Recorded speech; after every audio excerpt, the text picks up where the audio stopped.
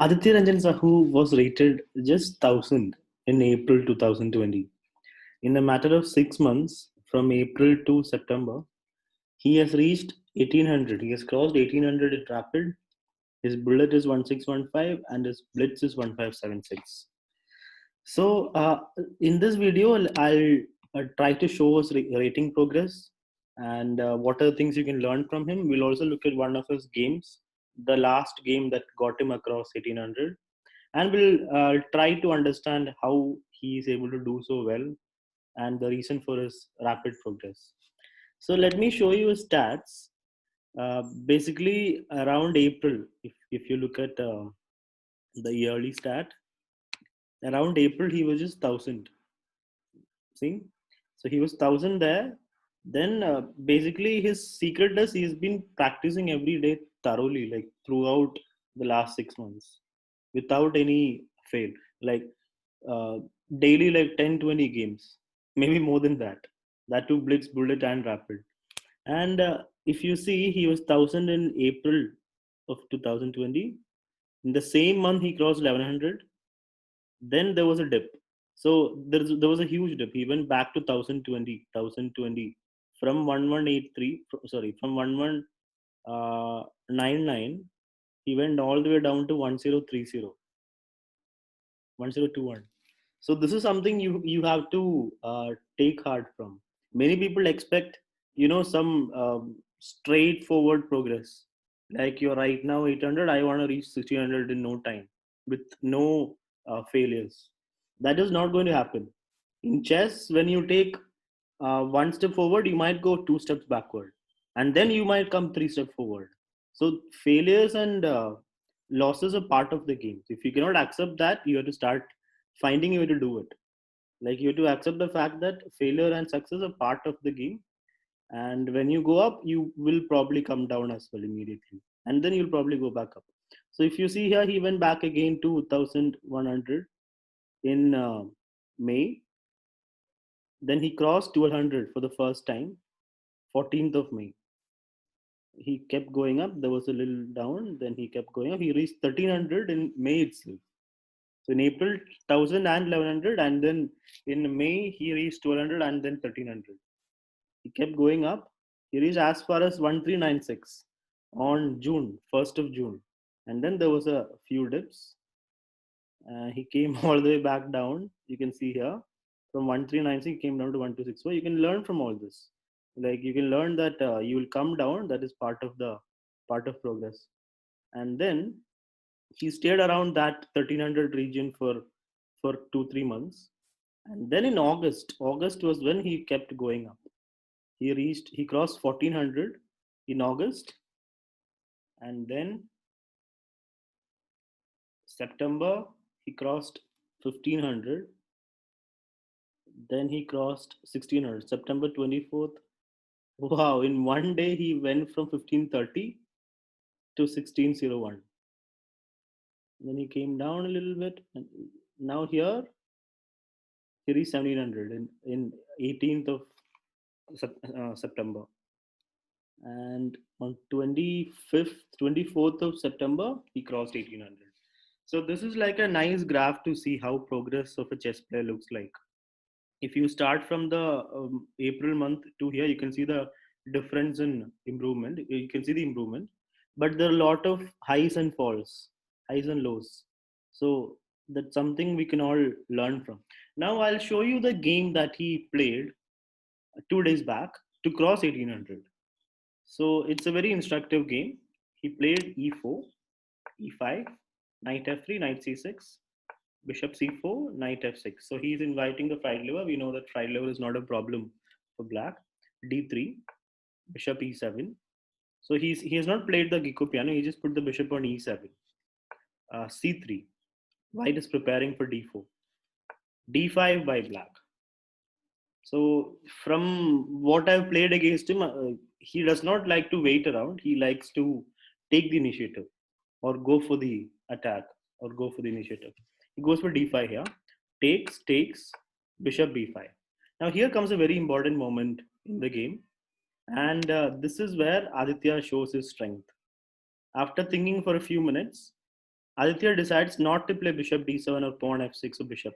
The normal move here would be bishop d6, just defending the pawn, which is attacked. Right? The knight is pinned. But Aditya plays the best move in the position, which is castles, a pawn sacrifice, inviting white to go ahead and take here and take here. But can you see what his plan is? White took the knight, thinking there's nothing wrong. I mean, but then White realized there is some things wrong. Like he took the pawn again. Now, can you find Aditya's next move? Aditya has given up one pawn. Second pawn is hanging. Here he plays bishop d6. Basic tactic here. Knight cannot take because of queen e8 check. If you take, queen e8 check drops the knight. So that would be bad for white. So white went back. Now you might wonder what happens if d4. If d4, Aditya would have been planning bishop a6. Now white king is in the middle. Next move is rook e8 and f6. So that is why white went back. And remember the white player, opponent is 2000 rated. His rating is 2063 at that time, at 2068. So he saw that knight takes pawn is bad. He went back. Now rook e8 check. So this is the point of giving up that e5 pawn.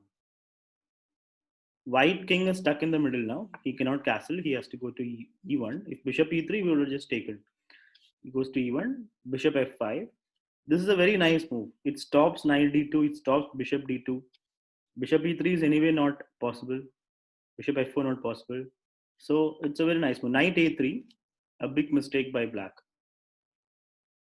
Bishop takes. So when you put your opponent under pressure, they will crack. No matter how high rated they are, when you put them under pressure, they will crack. They'll feel the uneasiness in the position. Knight takes. Now Aditya's got back the pawn with a great position. Bishop g5. Now bishop takes d3. Check. So this is where the fun begins. Can you see what happens next? King f1, queen d5. So before playing knight e2, you got to save your queen, because if knight e2, you just take queen takes. So queen d5, putting the queen in a nice center square. If you look at all the pieces, they are all good except for this rook, but that rook is not needed right now. Look at the white king, he's stuck in the corner and rook is blocked. Now queen d2,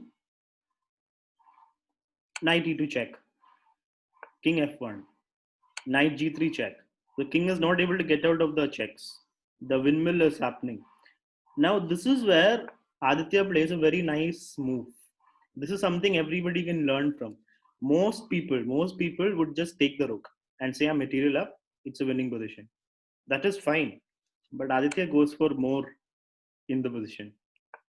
And this next move is very instructive. He just plays c5.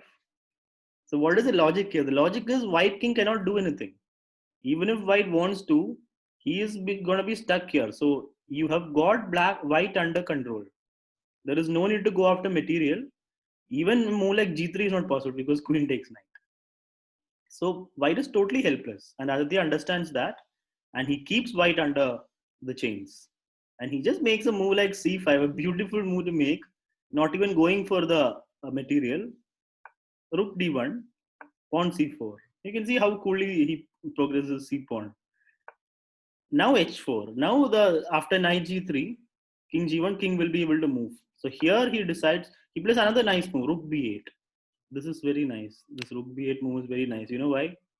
Because he is planning knight check, takes, and rook b8. So he has made all his pieces active, including the inactive rook. Inactive rook, he has made it active. And finally, when white is trying to escape, like bishop e3, now even now knight e3 and knight takes rook is possible. But here Aditya plays the killing move, knight c3. So he had it all this time, but he used it only when it was really needed. He kept white under the chains and made the winning move only when he wanted to. So knight c3, this is a very nice example of keeping control of the position. King moves and knight takes. He gets a full rook. Bishop d4. Of course, the queen cannot take. That was the point of rook b8. When your pieces are active, all these tactics work. Bishop d4, pawn c5. Kicking the bishop back so that the pawn can go forward. King h2, queen d6 check, Wait, he could have just taken, but the point is rook will also take. It's still winning. He's upper rook. He just gives a check. Bishop d4, takes, takes, takes, again check. And then queen e4. Okay, he loses a piece there, but the position is still winning. Rook e8, queen e7, pawn g6, just solving any back rank issues before going for rook e2 or rook e4. Queen f3. Opponent is offering an exchange of queens. Of course, he'll take it because the position is completely winning. It's a easy endgame to win, right? He just gets a king up, gives up the pawn, and the pawn is going to promote.